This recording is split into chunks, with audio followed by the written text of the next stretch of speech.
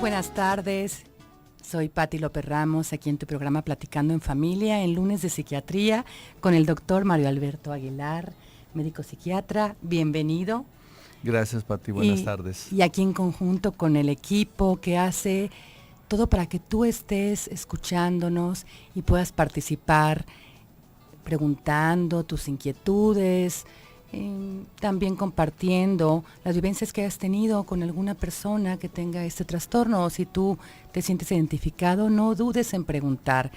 Estamos aquí, Arturo Cervantes como operador, asistente de producción, Chuy Preciado, en los teléfonos Charo Espinosa y con la productora Donají Castro. Te recuerdo los teléfonos de cabina, es 3122-1190, 3647-1883. También puedes comunicar en la alada nacional sin costo 01800 727 5420.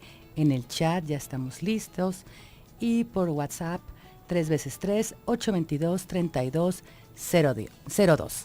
Doctor, vamos platicando de la enfermedad bipolar, los fantasmas que hacen sufrir a la familia.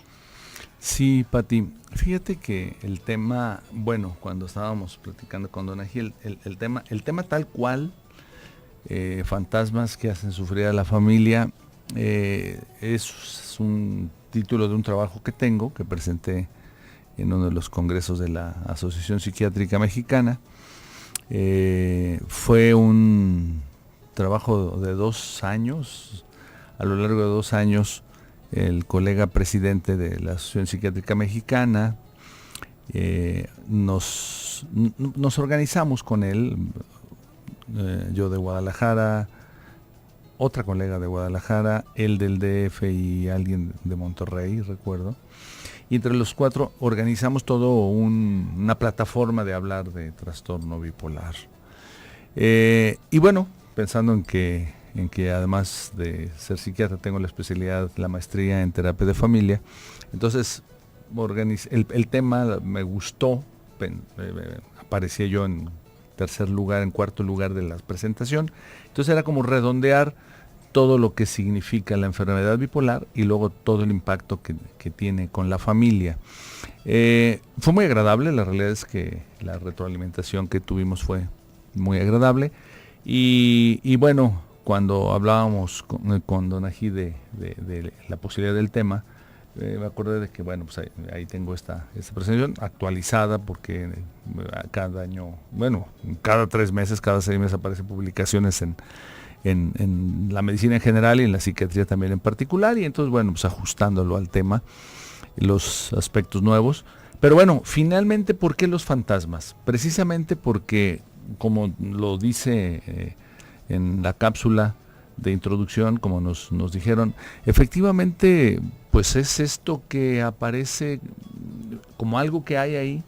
Algún miembro de la familia puede ser que tenga un trastorno bipolar, y estaremos hablando de las características, estaremos hablando de la prevalencia, pero sobre todo estaremos hablando de qué le pasa a la familia. Dan un dato que realmente en la cápsula es realmente importante. Se tarda hasta 10 años en diagnosticarse trastorno bipolar.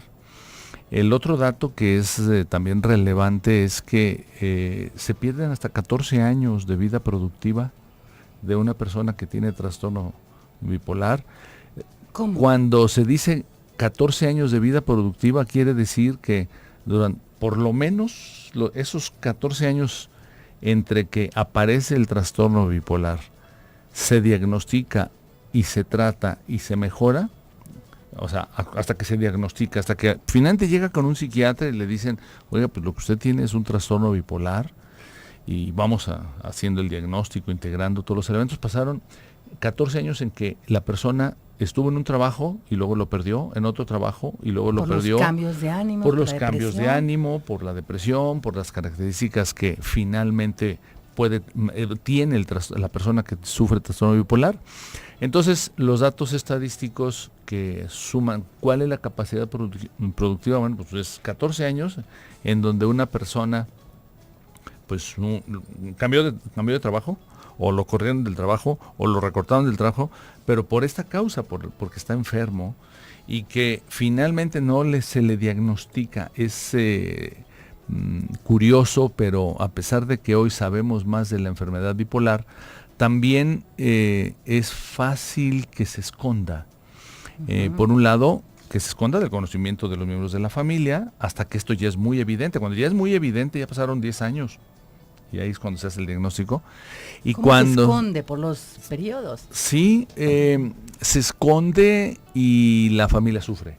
Entonces sufre la persona, sufre la familia y obviamente sufre la economía tanto de la familia como pues de la comunidad. Imagínate cuando se hace la suma y quienes hacen las estadísticas en la Organización Mundial de la Salud pues toman en cuenta todo esto que significa convertirlo en dinero como para saber cuál es la carga. El 1% epidemiológicamente de la población mundial tiene trastorno bipolar, pero hoy sabemos que antes, hasta hace poco se decía, bueno, no hasta hace tampoco, pero se pensaba que la enfermedad bipolar aparecía en la época de la juventud, entre los 18, 20 años. Hoy sabemos que empieza en la adolescencia y hoy podemos diagnosticar en la infancia. Entonces, en los finales 8 a 10 años puede ser que alguien tenga trastorno bipolar. Entonces, la prevalencia es esa y el trastorno bipolar es una enfermedad, pues que sí, que afecta, que no se nota, y de ahí el término de, bueno, entonces son unos fantasmas ahí, o son reacciones fantasmagóricas de la persona que le están afectando a sí mismo y a los demás, y que cuando puede ir con un médico o con otro médico, finalmente pues obviamente no es un psiquiatra, no se le pregunta y entonces tampoco se hace la pregunta de si yo debo ir al psiquiatra y entonces esto va evolucionando y va lastimando a la familia. La enfermedad bipolar es en términos generales lo que antes se conocía como, comentábamos, Patti, la enfermedad maníaco-depresiva, que luego finalmente cambió al nombre de trastorno bipolar, que quiere decir los dos polos del estado de ánimo, típicamente los dos polos del estado de ánimo, cuando una persona puede estar en un contexto de euforia exagerada y sin ninguna explicación, y que luego en un periodo estaré dando las características en los siguientes apartados, en algún periodo de repente está muy deprimido, y luego de repente otra vez vuelve a estar exageradamente y sin causa real y aparente,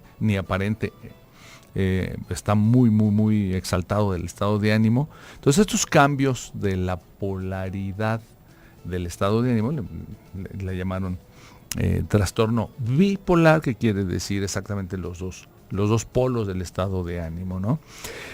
Es un gran reto para los psiquiatras en conocer bien las características de esto. Más reto para quien lo sufre y bueno, doble reto para la familia, porque al no saber que tienen su ser querido, no entenderlo, genera conflictos, genera desarmonía y sobre todo entonces un desgaste emocional. El trastorno bipolar se presenta en la clasificación, vamos a ponerlo en la clasificación general: trastorno bipolar 1, 2, trastorno ciclotímico, en donde las características son unas en el hombre, otras en la mujer, pero que finalmente, afectando a mamá o a papá, dificulta obviamente el maternaje o el paternaje y también todo lo que significa la función familiar. A mí me encantaría que en el próximo bloque, doctor, nos pudieras explicar esos síntomas, porque además la palabra bipolaridad ahorita ya está en canciones hay. Sí. ¿No? Ya a todo el mundo se le dice, eres bipolar. Entonces, para que podamos ver quién realmente sí es y quién no es. Claro, ¿sí? sí. Y eso lo vamos a ver en el siguiente bloque. Quédate con nosotros. Gracias, Celia. Estás aquí con nosotros en el chat.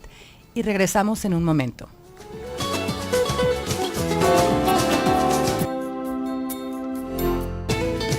Estamos de regreso, 4:20 de la tarde, hablando de la enfermedad bipolar, aquí con el doctor Mario Alberto Aguilar. Y comentábamos de lo que se ha utilizado de una forma absurda la palabra eres bipolar, sin tomar en serio que es una enfermedad que se necesita de un diagnóstico, que no porque una persona esté de buenas y a la media hora esté de malas y después se convierta en estar triste ya es bipolar, sino realmente es un trastorno que se debe de atender, ¿verdad? Y no es de esa forma. Cuéntanos. Sí, Pati, efectivamente, fíjate, la cápsula sí está también muy representativa. De esto sí pasa, la persona que sufre alguno de los episodios bipolares, de repente también no lo recuerda tanto como tal, como si hubiera estado pues peleándose o no, o con algunas de las características sintomáticas que vamos a decir, pero finalmente, bueno, la familia, uno no sabe que está enfermo, el que está enfermo tampoco sabe que está enfermo, y luego, pues sí, habla, entonces dice qué está pasando, el cónyuge dice, la familia, los hijos, y es cuando entonces se van gestando elementos de resentimiento que a la larga hacen que pues, la vida, imagínate 10 años, si es el dato, digo, si pensamos en el dato estadístico que sí es todavía real, según la Organización Mundial de la Salud, pensamos, 10 años viviendo así, pues realmente es bueno, pues es un infierno, desafortunadamente, que va desgastando. Podríamos decir para este público de Platicando en Familia que podríamos dividir la clasificación de los trastornos bipolares en 4 categorías. Bueno, una primera noticia, podemos decir, para nosotros los psiquiatras y que ahora transmitimos a las personas es que antes, hasta el año pasado, se consideraba los trastornos bipolares como una modalidad de los trastornos del estado de ánimo. Okay. Hoy ya no. Hoy hay una clasificación en la psiquiatría, bueno, en todas las áreas de la medicina. La Organización Mundial de la Salud se junta a sus especialistas y hacen unas guías de diagnóstico. Los que hacen el apartado de diagnóstico en psiquiatría también lo hacen y se juntaron en los últimos 7 años para revisar todos los diagnósticos y hacen consensos y nos preguntan a los psiquiatras del mundo a través de nuestras diferentes asociaciones. Y la última edición de las clasificaciones de enfermedades mentales se le llama DSM, Manuales de Diagnósticos Clínicos. El 5, el que es el que salió el año pasado, nos dice ahora, finalmente el consenso llevó del Comité de Consensos de Psiquiatras a que se tiene que separar los trastornos bipolares de los trastornos del estado de ánimo. Entonces ahora es ahora una categoría por sí misma, trastornos bipolares. Y ya, los trastornos del estado de ánimo como depresión y angustia es otra cosa desde el punto de vista de clasificación. Entonces vamos a hablar de los trastornos bipolares. Okay. Y los trastornos bipolares son básicamente 4, trastorno bipolar 1, trastorno bipolar 2, esta es la parte pues que necesitamos que todos sepamos, el trastorno de ciclos rápidos o de ciclados rápidos y la ciclotimia. Uh-huh. ¿Qué es esto? Bueno, el trastorno bipolar 1 pues básicamente es lo típico cuando la persona tiene por lo menos una semana de tener un estado de ánimo sumamente expansivo, sumamente irritable, peleonero, sumamente eufórico, hiperactivo en términos de su trabajo, en términos no duerme, ¿no? Sí, no duerme, por lo menos 2 o 3 horas, y dice que ya, y además 2 o 3 horas suficientes hasta que llega el momento en que dejan de dormir. Hiperactivo en todo, en el trabajo, en la actividad sexual, en la actividad social. Dan muchas ideas de proyectos. Muchas ideas, tienen, bueno, lo que se llama, nosotros le llamamos fuga de ideas, porque traen ideas y las hablan y las platican y se las platican a cualquiera.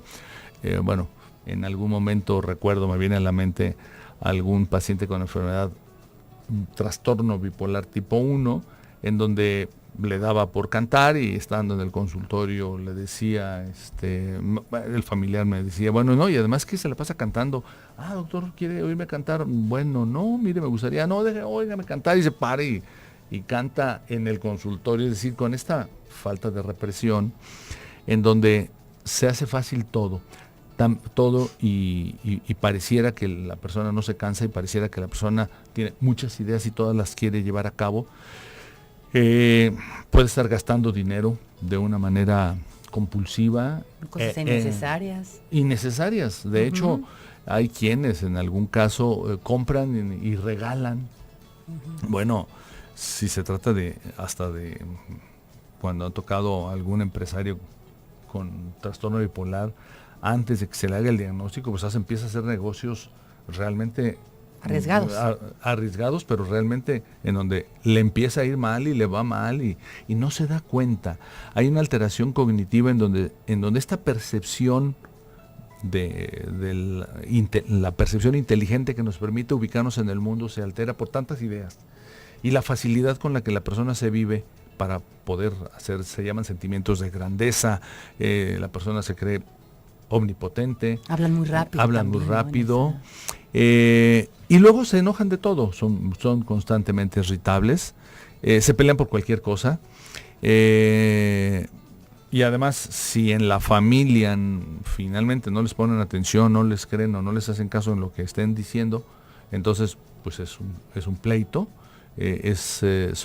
tienen facilidad, tendencia al conflicto. Y entonces, bueno, pues esto va desgastando. Esa sería la modalidad típica del trastorno bipolar tipo 1. ¿Y no entra la parte de depresión? ¿O sí? No, ese es voy muy bien, Pati, muy bien. Exactamente antes de que se pudieran, por eso se confunden los diagnósticos. Uno pensaba en trastorno bipolar tipo 1 así, y manía, trastorno bipolar maníaco, por lo menos una semana así, pero además, y la pregunta que ahora tenemos que hacer y que les decimos a las personas, oiga, ¿y no ha tenido algún periodo, aunque sea muy breve, de depresión? Y nosotros los psiquiatras le decimos a nuestros alumnos, hay que preguntar qué le pasa en este momento a la persona, pero también qué le ha pasado longitudinalmente, de preferencia a lo largo de la vida desde el estado de ánimo, pero de preferencia por lo menos en los últimos 10 años. Y sabemos que tarda hasta 10 años en el diagnóstico. Y sí nos damos cuenta, cuando nos lo estamos investigando, así muy propositivamente preguntamos a la familia del paciente, que hay periodos en los que sí hubo algún día en el que de repente pareció como que estaba bien o pareció como que estaba medio deprimidón, pero fue pasajero y luego volvió a estar.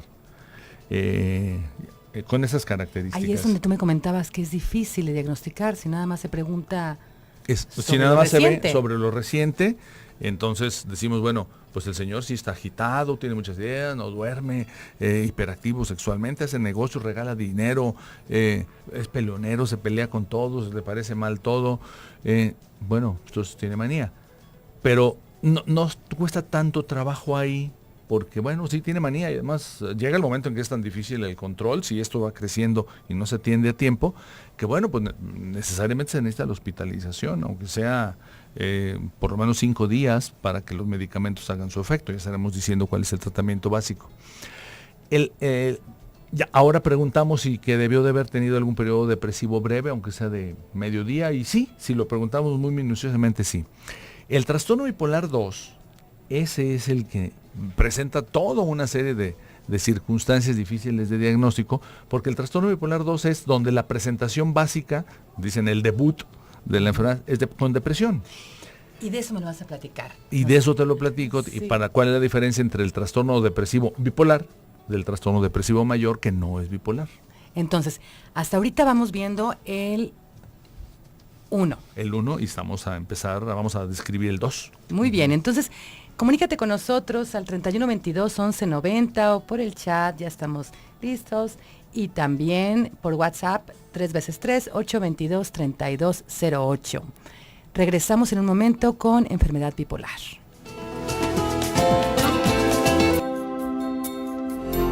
Continuamos, 4:34 de la tarde, platicando en familia de la enfermedad bipolar y los fantasmas que hacen sufrir a la familia. También en el corte platicamos muy a gusto y vamos a compartirles.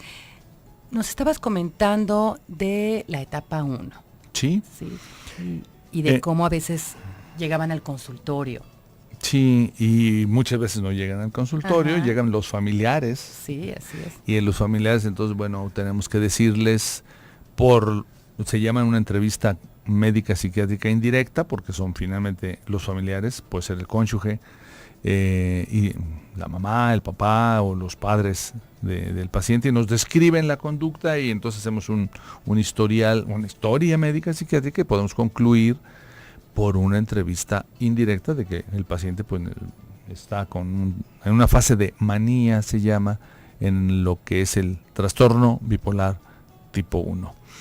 Se necesita hospitalización y aquí es en donde la familia tiene que estar de acuerdo para que el paciente pueda llegar a un hospital, recibir el tratamiento y bueno, a los psiquiatras nos toca un trabajo intensivo de prescripción de medicamentos, pero también de lo que se llama hoy psicoeducación, tomar a los miembros de la familia junto con el paciente allá en los hospitales, en las clínicas, hoy se llaman clínicas todavía de trastornos del afecto, en donde empezamos a tener terapia de familia y en donde les empezamos a decir, a ver, díganle al señor o al familiar de qué se acuerdan, qué hizo, qué no hizo, y entonces el factor de psicoeducación, este modelo de psicoeducación adquirió relevancia, es muy importante y para nosotros los psiquiatras adquiere relevancia a partir de que en Barcelona, en el Hospital Clínic de Barcelona, dos colegas psiquiatras, Frances Colom y Edvard Vieta, empiezan a tener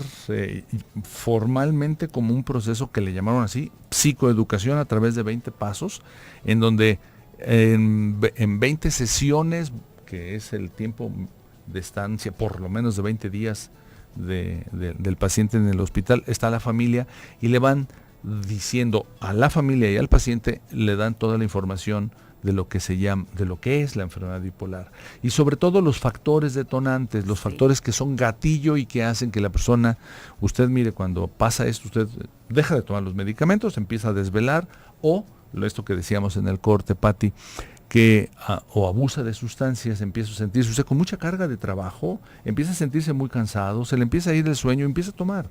Y cuando usted empieza a tomar, fíjese, a ver, la señora, el señor, los hijos, nos empiezan a decir, pues sí, y cuando se pone así es cuando llega entonces, no nomás porque está tomado, sino antes de estar tomado, pelea, discute y se va de la casa, pero factores entonces detonadores cuáles son y se les ayuda a ir identificando los factores, pero casi podríamos decir es que por mayoría de votos cada familia vaya diciendo cuáles son los factores que particularmente a esta persona y en esta familia van a detonar esta fase de manía. Qué importante la psicoeducación, porque en un mundo, también lo comentábamos en el corte, tan rápido, tan agitado que estamos viviendo, donde hay mucha presión, hay que trabajar mucho, entonces se puede llegar a confundir. Entonces cuando hace este procedimiento de que está internado y además la familia está cooperando y está participando y comprendiendo, Pati, eso es muy importante porque entonces ahora ya a la hora que les ayudamos a decir, bueno, es que este es un síntoma, que nos hagan la lista de síntomas, las cosas que no entienden, que tanto usted, señor, porque el trastorno bipolar en el tipo 1 es más frecuente en hombres. Uh-huh. El trastorno bipolar tipo 2, que es modalidad de presentación depresiva, es más frecuente en mujeres. Okay. Entonces, se les dice, hagan la lista de síntomas y entonces escriban cuáles son las características que ustedes sienten, que, por las cuales se pelearon, por las cuales no se entendieron.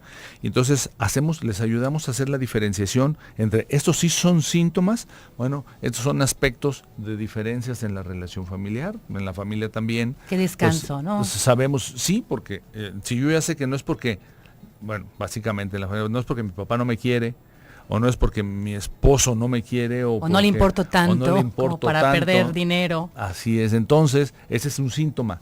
Esto es una diferencia que ustedes deben de tener en la conyugalidad o en la familia, porque tú joven, ¿no? Por ejemplo, bueno, pues también... ¿Estás regando en eso también, no? También, claro, te sales sin permiso, por ejemplo, un adolescente de 17 años te sale sin permiso, no, pues entonces esto no es un síntoma, esto es una característica conductual que la familia tiene que arreglar, pero esto no es síntoma, esto sí es síntoma.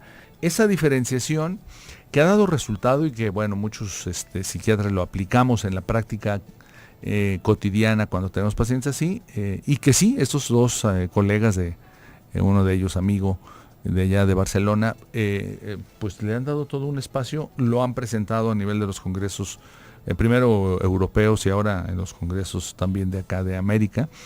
Y bien, de hecho lo fundamentaron, escribieron su libro y está muy bien fundamentado, y básicamente ellos tuvieron la oportunidad, por las circunstancias que su asistencia médica social les permite, tener por lo menos 20 sesiones, y entonces al completar empezaron a medir todos los resultados y contra los pacientes que no aceptaban o las familias que no aceptaban la psicoeducación, y entonces claro, se logra entonces que se logra ver que el paciente entiende su enfermedad, entiende cómo se debe de cuidar, la familia entiende qué sí es de la enfermedad, qué no es de la enfermedad, sino es que cada quien agarre su responsabilidad. Exacto, ¿no? Que cada quien sepa que, bueno, este es un asunto de ustedes como pareja, que no se le han llevado bien, pero desde antes. Sí. Entonces, esto hay que tocarlo con su terapeuta de pareja, pero desde el punto de vista de síntomas, esto no es síntoma. Esa diferenciación ayuda a que luego entonces el paciente se sienta menos hostigado y admita también que tiene una enfermedad y que necesita tomar tratamiento. El tratamiento es farmacológico, Pati, y el tratamiento farmacológico para la enfermedad bipolar tipo 1 es para toda la vida. Esto es algo que ya no nos cuesta trabajo decirlo a los psiquiatras. Todavía hasta hace 3 años, 4 años, los psiquiatras no se animaban a decirlo, o no nos animábamos, porque las personas decían, se asustaban. Pero finalmente sabemos que lo más claro es lo más decente, si lo queremos poner así muy coloquialmente, Sí, claro. y la información más completa es también la que más ayuda a que la persona se cuide. Y claro, se va haciendo progresión en el sentido de en esas 21 sesiones que propone este equipo de Barcelona y que ahora se ha difundido en el mundo, en la línea de la psiquiatría, es, bueno, entonces es entender que tiene que tomar medicamentos. Y entonces mamá, o si es un hijo joven, o la cónyuge, cuando se presenta que en la mujer el cónyuge, hay que recordarle, el compromiso es que él se tome su medicina, pero que si le notan algo, que le pregunten si se está tomando la medicina. Claro. El tratamiento farmacológico, si se adhiere al tratamiento, la persona mejora. La persona corrige la sintomatología, todos los aspectos conductuales, y vuelve a tener pues su trabajo. O sea, una de las características afortunadas de la persona que sufre con enfermedad bipolar es que si toma sus medicamentos, vuelve a funcionar bien. Ya no tienen que pasar esos 14 años. No, eso es algo afortunado. Lo desafortunado es que les cuesta trabajo a las personas creer que necesitan el tratamiento. Porque ya cuando están bien, entonces, pues ya para qué. Entran los mitos. Si yo tomo medicina me voy a ser adicto.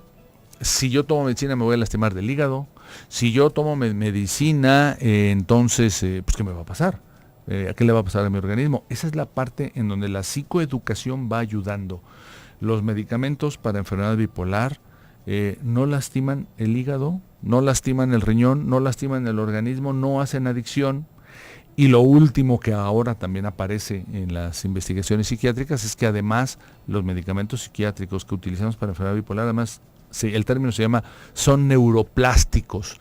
¿Qué quiere decir neuroplástico? Quiere decir que además ayudan a que el cerebro pueda tener mejores ramitas. Es como si a un árbol se le puede poner abono y en el abono y con más agua salen más ramas, y si salen más ramas es más frondoso. Claro. Y si es un árbol frutal da más fruto. Bueno, los medicamentos en el cerebro, tenemos todas nuestras neuronas tienen todas ramitas que se llaman dendritas, y mientras más dendritas tenemos, mejor pensamos, mejor analizamos nuestros sentimientos, mejor nos comunicamos. Entonces los medicamentos tienen esa acción neuroplástica, hacen que salgan más ramitas y entonces pues se mejora la persona como tal. De hecho, yo creo que tenemos que hacer un programa de eso, de los mitos de los medicamentos. Sí, hay que proponerle sí. allá a Don Ají un tema, ¿verdad? Que resulta interesante. Ay, pues este programa se pasa de volado. Y se más pasa de tu volado. Participación. Sí. Qué bárbaro. Vamos a regresar en un momento, sí, a continuar hablando del tema en este último bloque. Sí, claro, Pati. Sí.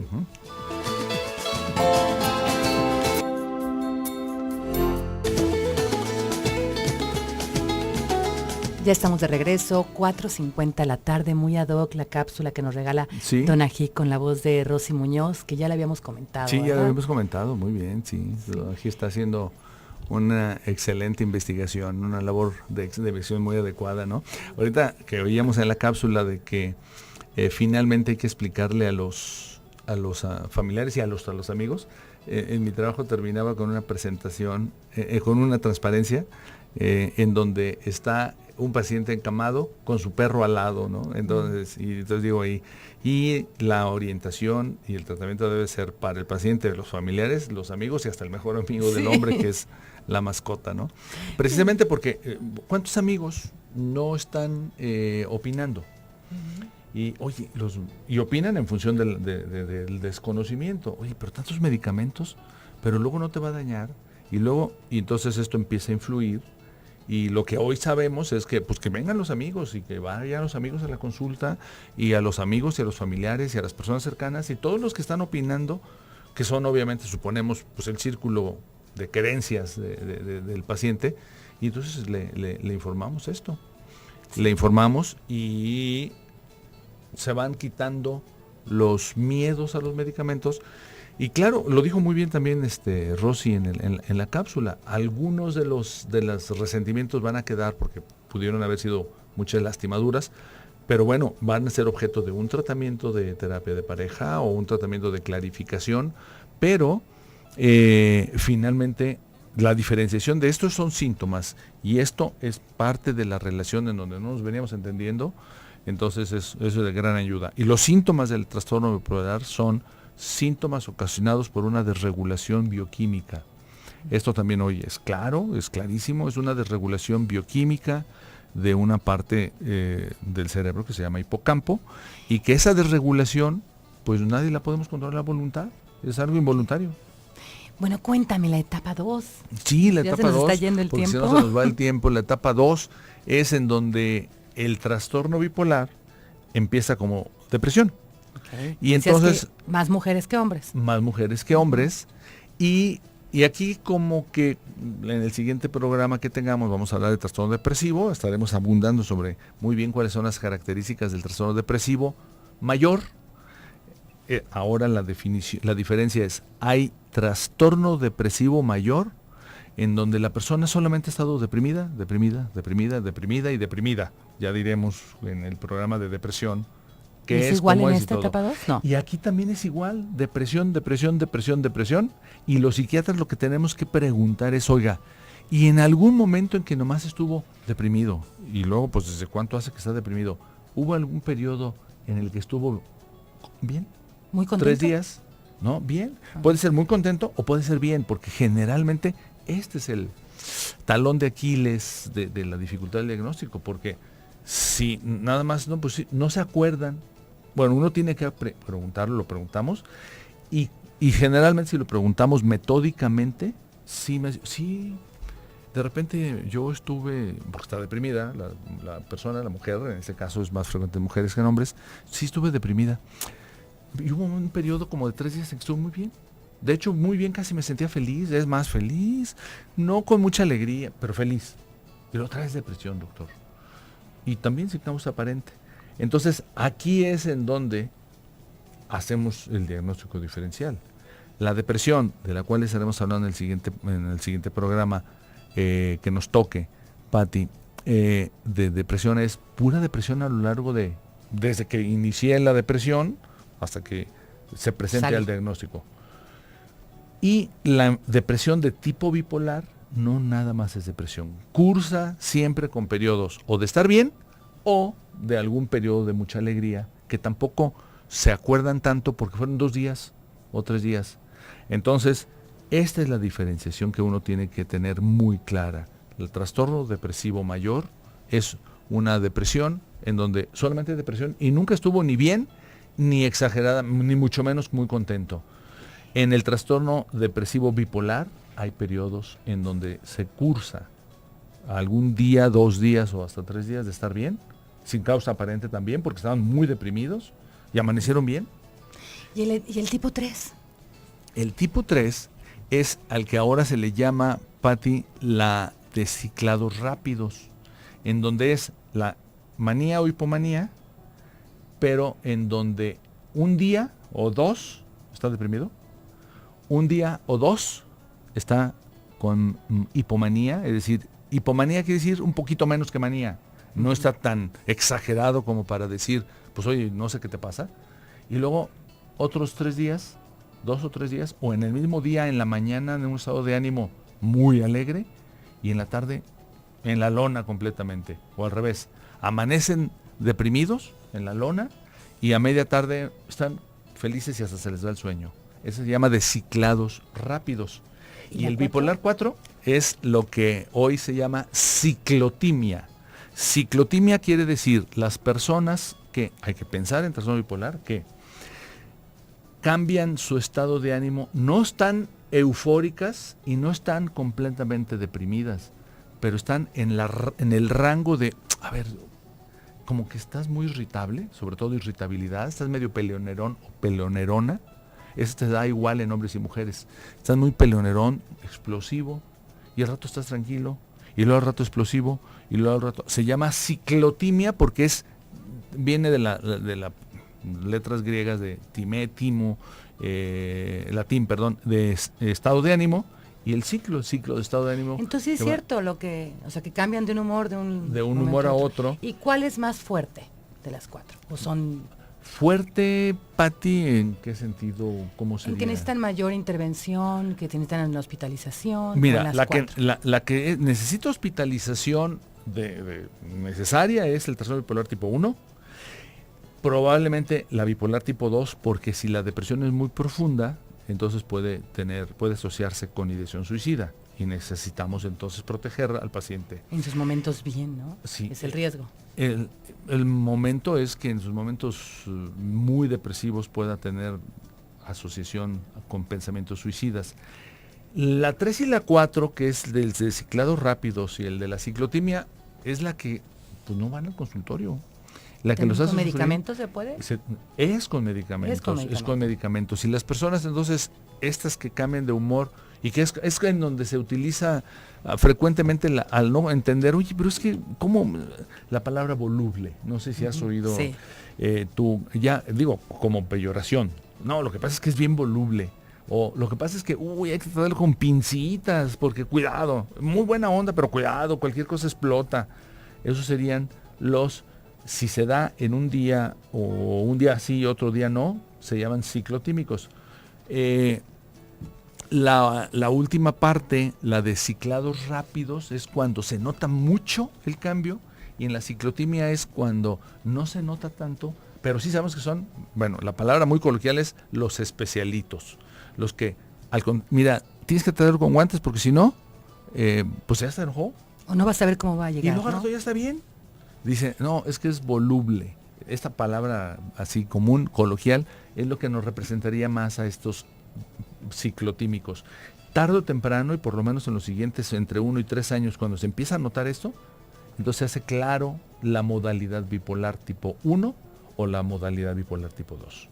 Okay. Entonces, son las modalidades de trastorno bipolar, 1, 2, 3, 4. Ay, pues este tema nos da para otro programa. Sí, nos da ya se nos está yendo el tiempo. Cuéntanos, ya eres muy... El tratamiento es farmacológico, el tratamiento no causa ninguna adicción, y hay que tener psicoeducación para informarles a las personas y a los familiares, y que los fantasmas pues terminen de irse cuando cada miembro de la familia se dé cuenta y el paciente se dé cuenta de que estos son los síntomas, y la diferenciación entre estos son síntomas y esas son las caracterologías de nuestra manera de relacionarnos. Muy bien, ¿y nos compartes tus teléfonos donde te podemos encontrar? Sí, Pati, con mucho gusto. Mis teléfonos es 3615-7997 y 3615-7998. Pues muchísimas gracias, como siempre una delicia platicar contigo, gracias, tenerte aquí en el gracias, programa. Pati. Y pues nos vemos el día de mañana con consulta abierta en Derecha Familiar.